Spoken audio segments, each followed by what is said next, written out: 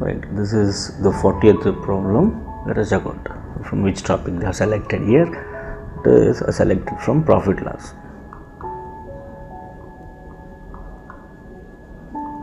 Profit and loss. Let us check out. A table was purchased at 1000 and was sold at 800. So they have given cost price. Cost price they have given, that is cost price is 1000, right, and as well as selling price they have given, that is 800 rupees, and we are supposed to find gain or loss percent. Gain or loss percent. In this case, by observing this, cost price is more than selling price, so selling price is less than cost price, so obviously this transaction incurred a loss. So now what is the loss? Right, so loss is equal to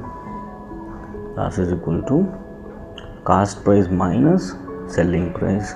Cost price is 1000 minus selling price is 800. You are going to get 200. 200 is the loss. Now we need to find the loss percentage.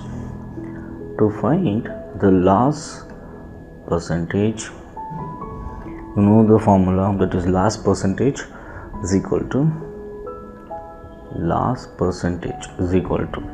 what? The loss divided by cost price into 100.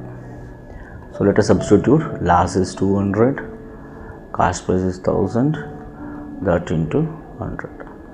Two zeros cancel this, you are going to get 20%. That is 20% loss in this particular transaction. Answer is C.